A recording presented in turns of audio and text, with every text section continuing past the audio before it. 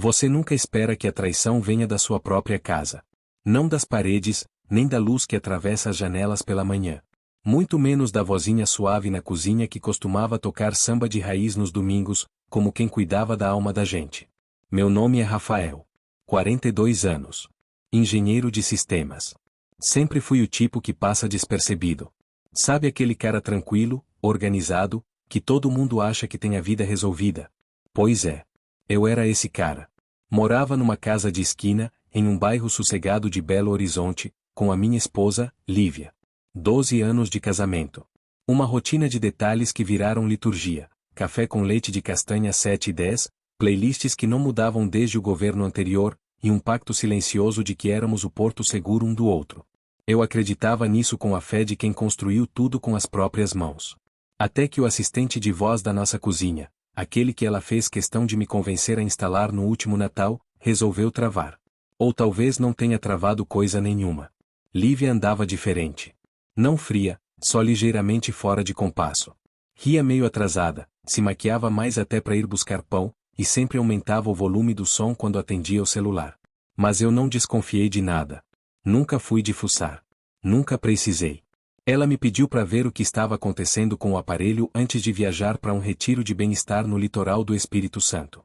Deve ser só coisa de conexão, disse ela, me chamando de meu gênio particular. Naquela noite, sentei no sofá com o notebook no colo, atualizei o sistema, revisei os dispositivos. Tudo parecia normal, até que não parecia mais. Entre os registros técnicos, escondidos como poeira debaixo do tapete, encontrei arquivos de áudio que não tinham sido tocados. Gravações que o sistema fazia sozinho, sempre que era ativado por engano. Ou, talvez nem tão por engano assim. Cliquei num deles. Data recente. Uma quinta-feira. Era 15h23. Esperei ouvir chiado. Ruído. Nada demais. Mas o que saiu do alto-falante foi a voz dela. Baixa, quase um sussurro, como quem tem medo que até o ar ouça demais. Ele nem desconfia. Volto antes das 6. Se alguém perguntar, diz que é meu primo. Depois veio um silêncio cheio de peso. E, em seguida, a risada abafada de um homem. Não era uma conversa leviana. Não era aventura. Era logística. Planejamento. Ela não tinha escorregado. Ela estava nadando em mar aberto. Ouvi o mesmo trecho 5 vezes. Sem respirar direito. Naquela noite, ela me ligou de um quarto de hotel branco demais. Sorriu na tela, disse que sentia minha falta, mandou beijo pra câmera. A voz dela ainda soava como lar. Mas eu sabia que era só cenário. E foi nesse instante que entendi, a traição não grita. Ela cochicha. E se repete. E pergunta, você ainda está ouvindo? Eu dormi mal naquele fim de semana. Mas não por raiva. Ainda não. Era como estar preso num corredor onde o tempo parou, mas o resto do mundo continuava passando. A cama ainda guardava o contorno do corpo dela. O perfume impregnado no travesseiro. O leite vegetal na porta da geladeira. Mas nada disso fazia mais sentido. Então eu fiz o que sempre fiz quando o mundo começa a desabar. Eu programei. Criei, ali mesmo, um software que varria todos os registros de áudio não acessados dos dispositivos da casa. Não só da cozinha, mas do quarto, da sala, do portão eletrônico. Cada canto onde um pedaço de tecnologia pudesse ter ouvido mais do que devia. E a casa? A casa cantou. Cantou com a voz dela. Frases soltas. Trechos de conversas que não foram feitas para ninguém ouvir. Algumas banais. Outras. Deixa no porta-luvas. Ele tem toque com cheiro de carro. Para 2 ruas antes. Não quero vizinho reparando. Ele é tão bonzinho, previsível, dorme feito pedra. Eu criei pastas. Classifiquei por tom. Risos. Pressa. Segredo. Não por obsessão. Mas porque quando alguém reescreve sua história pelas costas, você coleciona provas para lembrar que um dia aquilo foi real. Na sexta-feira seguinte, já eram mais de 40 gravações. Metade parecia uma desconhecida. Metade ainda soava como a mulher que eu amei por tanto tempo. E entre os sussurros dela? Minha respiração. Minhas passadas pela casa. Minha voz pedindo para desligar a luz, sem saber que as paredes já sabiam demais. Mas eu ainda não tinha nome. Ainda não tinha rosto. Só sabia que nas quartas, quando eu dava aula remota no coworking, e nos sábados de manhã, quando eu ia jogar tênis com um amigo que nem praticava mais, era quando o palco dela se armava. Ela era boa nisso. Mas não boa o suficiente. Uma das gravações, vinda da sala, captou algo importante. Um nome. Baixo. Quase engolido pelo ruído. Eli, ele tá chegando. Eli. Ouvi de novo. E de novo. Reduzi ruído. Ajustei o volume. Eli. O nome não batia com ninguém do círculo dela. Não estava em contatos, em redes, em mensagens. Mas eu não estava mais olhando para a superfície. Eu já morava debaixo das tábuas do assoalho. E foi ali que a verdade começou a respirar por trás das paredes.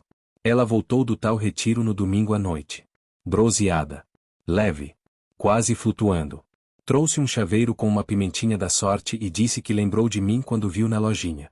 Você sempre quis conhecer Guarapari, lembra? Peguei o presente. Agradeci. Sorri. Abri uma garrafa de vinho. Disse que ela estava linda. E ela acreditou.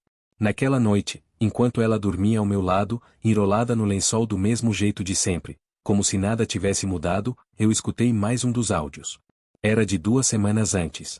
Gravado aqui mesmo, dentro da nossa casa. Ele nem sonha.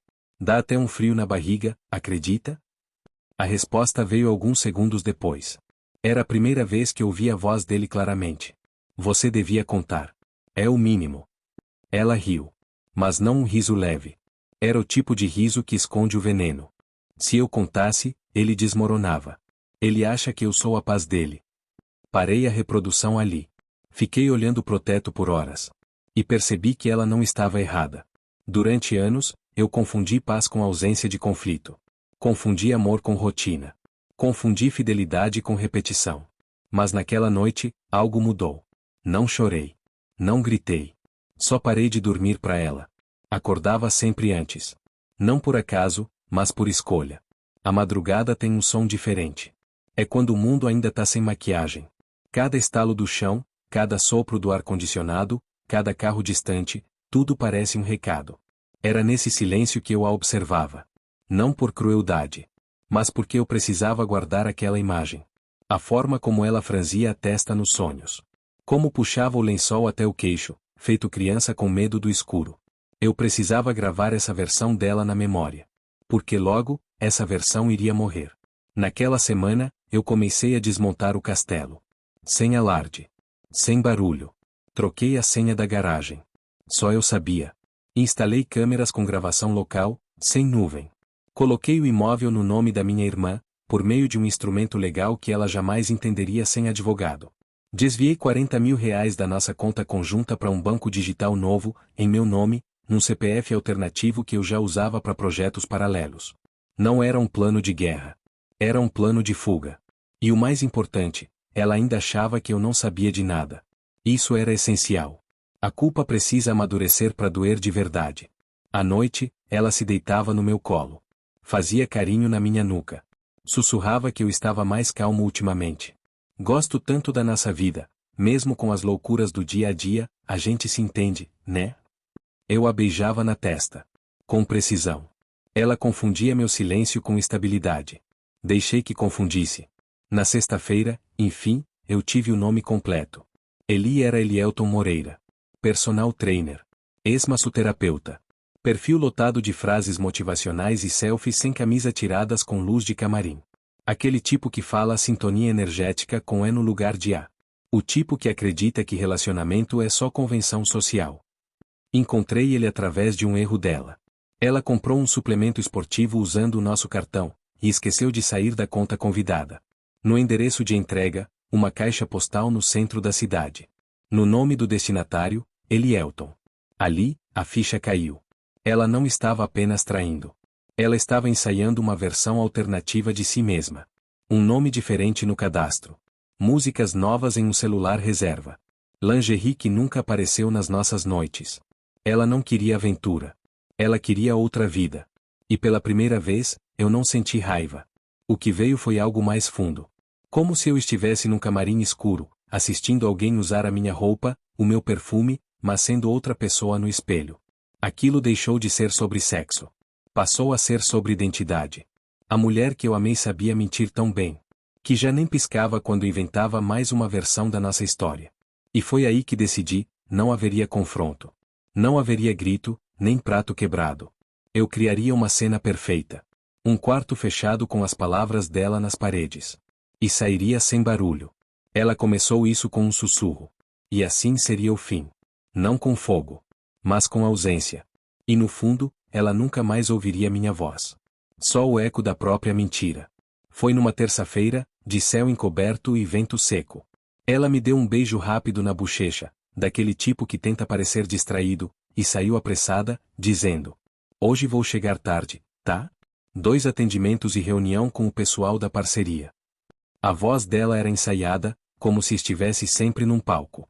A mesma entonação de quem decora falas, mas esquece que a plateia já sabe o final da peça. Esperei 15 minutos. Para ter certeza de que ela não voltaria por engano. Às vezes ela esquecia o carregador ou a garrafinha de água. Mas naquela tarde, não. Ela não voltou. E então eu comecei. Não tinha pressa.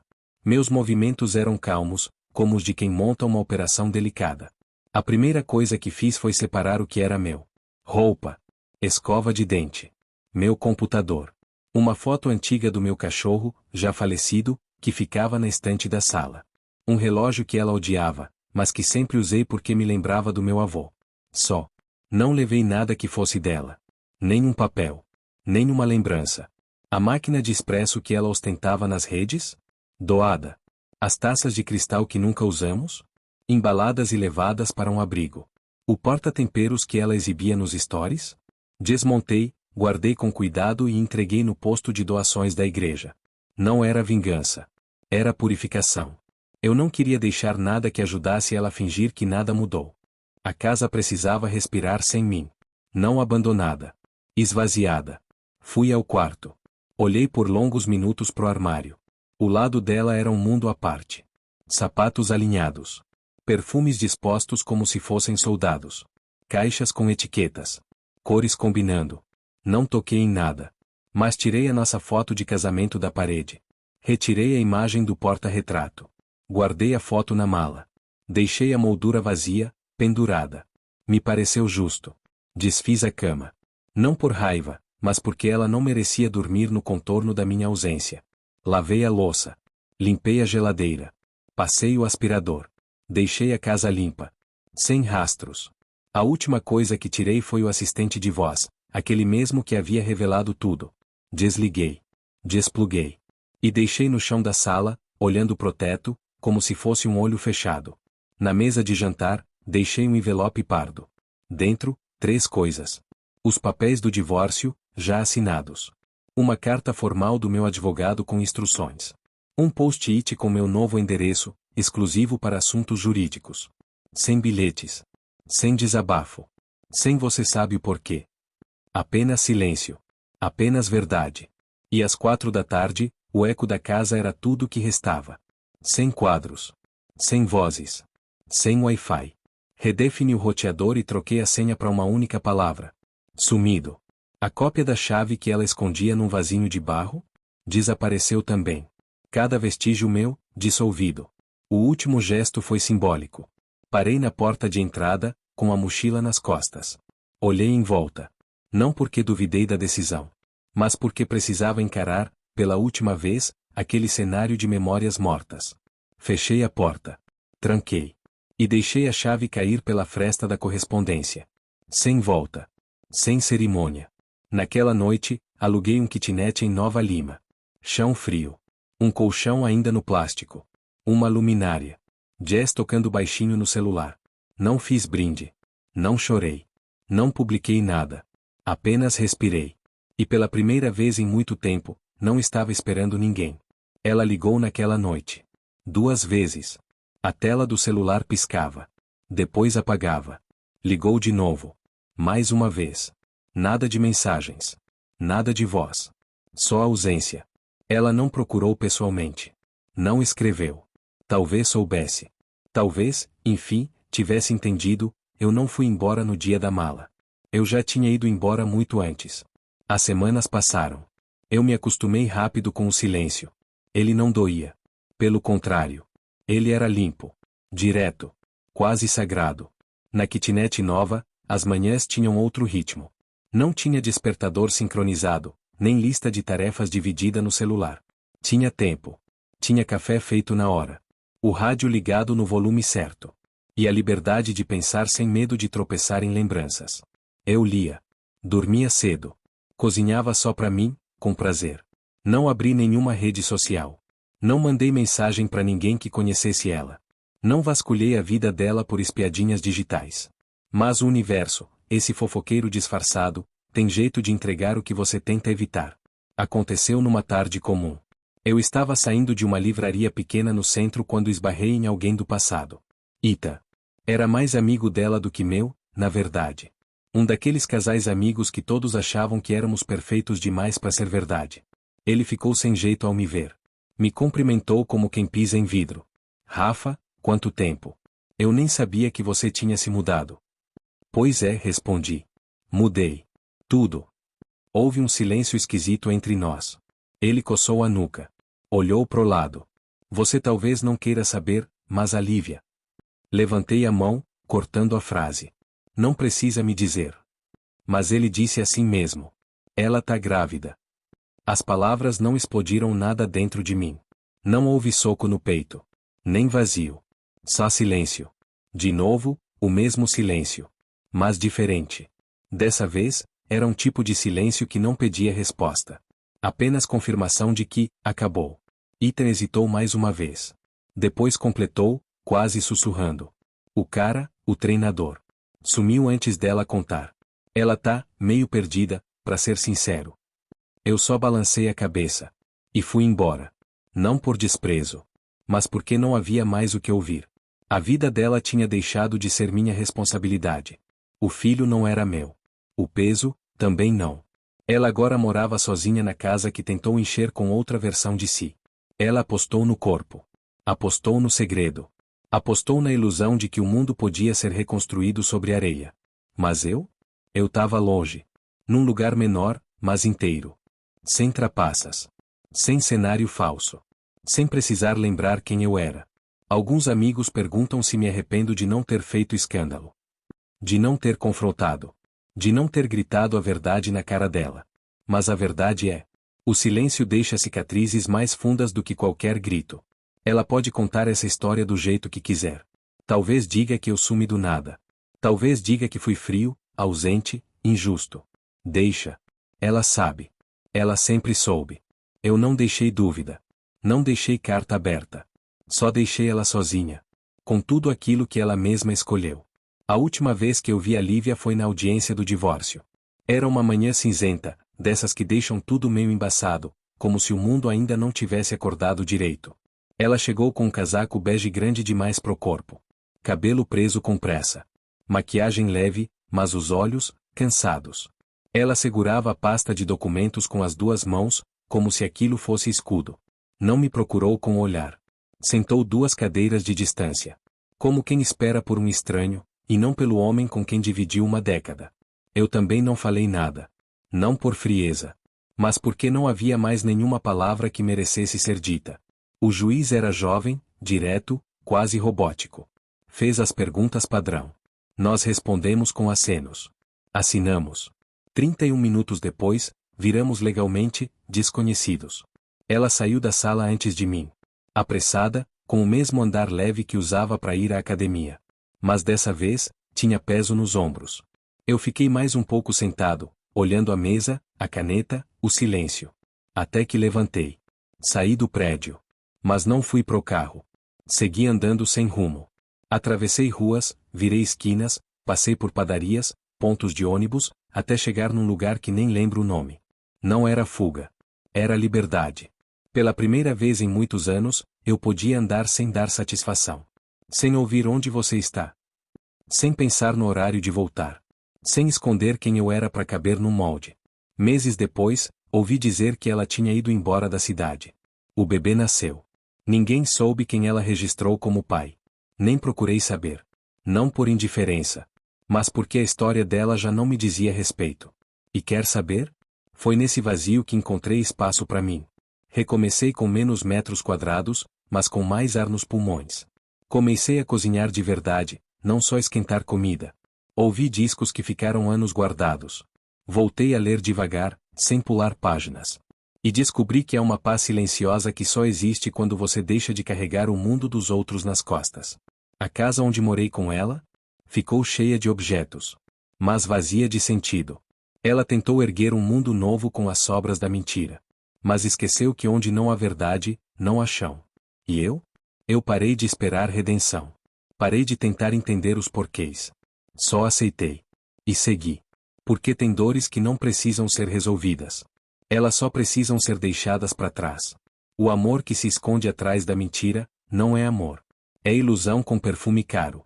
Hoje eu moro num apartamento pequeno, no alto de um prédio antigo, daqueles que ainda tem campainha com som metálico e janelas que rangem quando o vento muda de direção. Aqui não tem câmera inteligente. Nem assistente de voz. Nem nada que escute mais do que deveria. Só eu. E o tempo. Vivo sem pressa. Sem lembretes sincronizados. Sem códigos compartilhados.